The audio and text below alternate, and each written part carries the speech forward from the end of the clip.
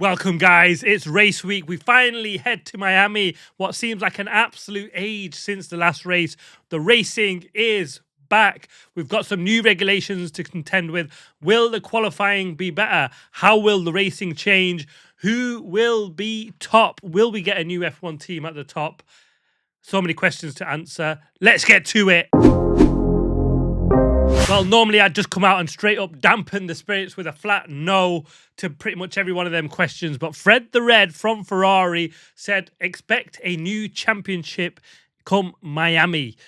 So he dropped an absolute bomb. The guy that's normally plays down everything dropped a huge bomb before the break. And while everybody's been hard at work, we've got a new slimmed down Williams. We've got Ferrari testing upgrades in Monza, a new engine mapping that's coming, some aero upgrades as well. McLaren have said they'll have a whole new car for Miami and Canada. Red Bull will be coming with some tricks. Apparently they've copied Ferrari's Macarena wing. And who has done the best job, we'll find out soon enough. It's like a season restart, hasn't it? Coming back to Miami after such a long break. And I would not be surprised if I see someone else take pole position rather than a Mercedes engine. Ferrari were just, 0.3, 0.4 of a second off the Mercedes coming into the final races before this break. And, well, it could happen, but everyone will be back with something new. But with the new rules, no more lifting and coasting, according to McLaren, in qualifying at least. Could we then see a completely different picture come qualifying? Lando Norris has been talking up the chances of McLaren for Miami. He said the car has generally suited this track and will, with the changes in the regulations, no more lift and coast. The team understanding this Mercedes engine, which has been probably the best engine on the grid so far, and with car upgrades, well, will we see a new McLaren at the top? Who knows?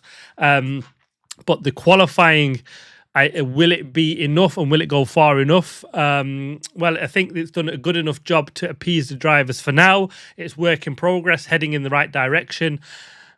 But I think there could be a surprise come qualifying, and wait for my predictions to see what my thoughts are on that one. The new regulations, will the racing change? Like I said, the noise from the drivers is that'll be much better than we've seen, but will it be enough?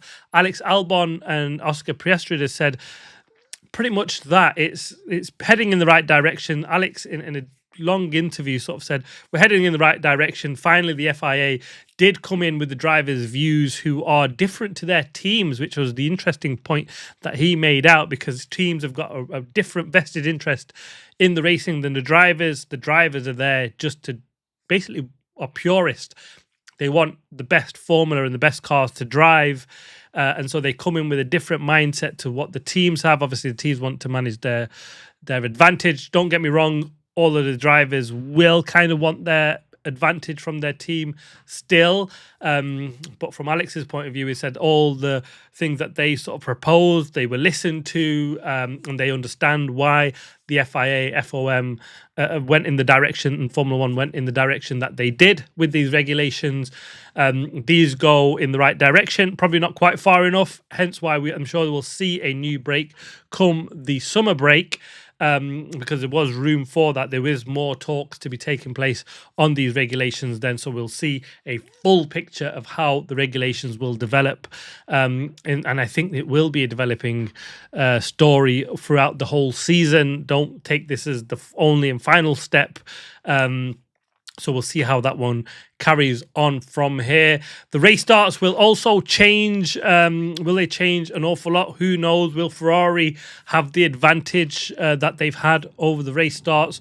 Who knows? Again, so many unknowns going into this new first race after the break. It's almost like the start of a new season, but just having 3 races done already. So it'll be really interesting to see how that happens.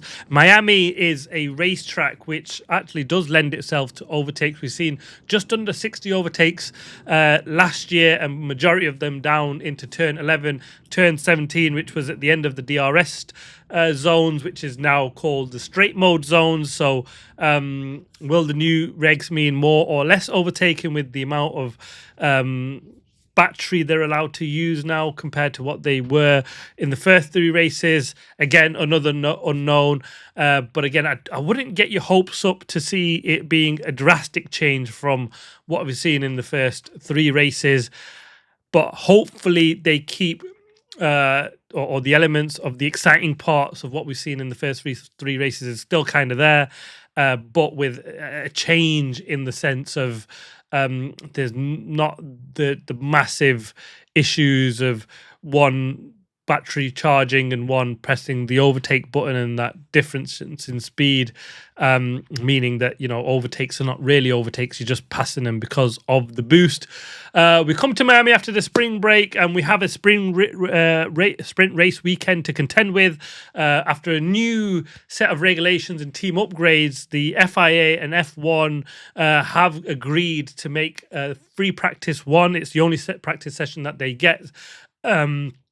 30 minutes longer, so it's extended from 60 minutes to 90 minutes.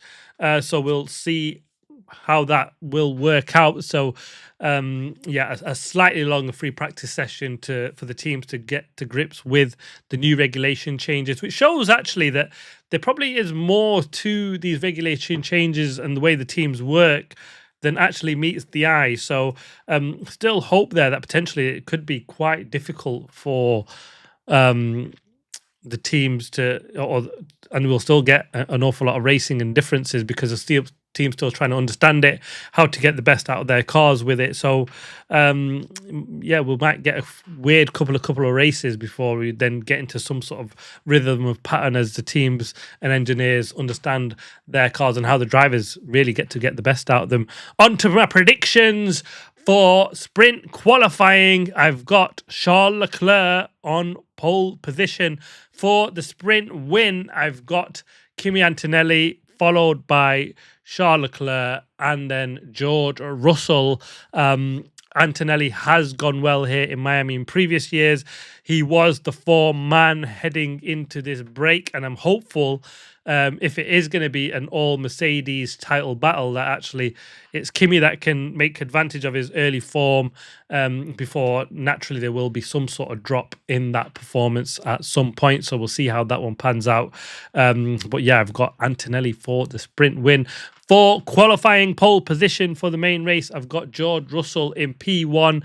P2, though, in quali, I've got Kimi Antonelli, followed by Lewis Hamilton in 3rd place. He's generally not gone well around Miami, but I think it's this iteration of cars should suit his driving style better. So I'm expecting him to get a bit more out of it, at least in qualifying. For the race win, I've got Antonelli to take the race win. P1 for him. George Russell in P2, Charles Leclerc coming home in 3rd place. So I've gone for still a Mercedes 1-2, despite the rule changes. I think there's still obviously enough in that Mercedes engine. Everybody's still talking that actually the Mercedes are still holding back a little bit on this engine, and they'll probably, if they realize in free practice that everybody's stolen a march on them a little bit, they've got a little bit closer, that they'll turn the wick up on that engine a little bit more to mean that they still edge ahead. And I don't think from my point of view, from what I've seen in terms of the regulations, who knows really? I just didn't think the regulations would go that far into making that big of a difference for the racing. But I kind of hope to be wrong on that one, and we do see someone else up at the top. Onto pit wall strategy and tyres. It's going to be a one-stop strategy. There are no real surprises on that one, really. The degradation is low in 2023. They did do a full track resurface of this one.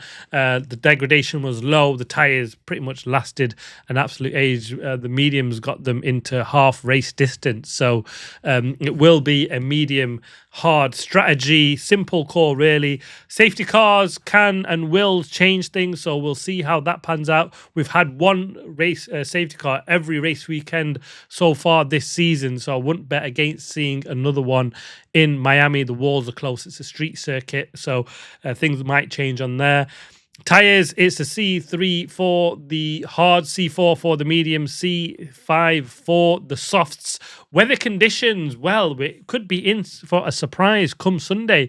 Thunderstorms apparently on Sunday. Only a 37% chance of rain, but with the heat and the humidity where it's at, apparently we could see some thunderstorms on Sunday, so we might get a first wet race.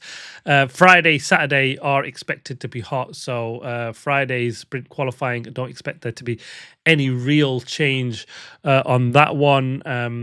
And yeah, we could get all change because everyone was setting their cars up for the qualifying and the sprint race for hot conditions, and we get something completely different in the race. Let's see how that one pans out. Some news heading into the weekend, things I've not covered over this break. Matteo Binotto is now the new Audi team principal, initially saying that he won't be taking that role on a long-term basis, and they were looking for a replacement for Jonathan Wheatley. But what's happened is actually Alan McNish, who was former F1 driver for Toyota, he's been a part of the Audi F1 setup since basically day one. He's head of their driver development. He's moved up into a director role. That means Binotto has been freed up to take up on the team principal role. They did always want to keep that split between what Binotto was doing and the team principal role, and it looks like they've just switched Binotto into where his experience is really, rather than having Alec Manish take that position. And I guess they didn't want to leave that too long term. They probably couldn't get the right man for the job on that one. And the Turkish Grand Prix, Istanbul Park, is back on the calendar from 2027. They've signed a 5-year deal full time, so they won't be sharing that over the 5 years from 27. So next year, Istanbul Park will be back on the grid, a fan favourite. We've got some really interesting, exciting races there back in the past, so many fans should be happy with that one. And also finally heading into this weekend, and we might get more, but as of Tuesday into race week, where I'm recording or time of recording this video, Cadillac are the only team to have revealed a Miami one-off livery. Quite a simple design. Let me know your thoughts on this one. They've stuck with the black and white, but instead of it being black on one side, white on the other, they've gone black and white from black from the front, white towards the back. Instead of the Cadillac flag, we've now got the American flag, and we've got the stars from that flag on the front wing. I actually really like the front wing, though. It just seems, for me, it looks a little bit better and more put together than what they had with the Cadillac logo. But not a drastic change as such. Color scheme effectively stays the same with the black and white. They've not tried anything different with any color on this car. But yeah, we've got a big American flag on the back of it. New Cadillac design. Nothing special, but I think it does look pretty neat. The way they've developed that into the car livery design, I thought was actually really, really well done. But yeah, there we have it. That is the preview for the Miami Grand Prix. Let me know your thoughts on predictions. Who have you got for the race wins, sprint and the race, and who's your man for pole position for both the sprint and the main race? Let me know your thoughts in the comments. Thanks for watching. Please like, subscribe, comment. As always, see you on the next one.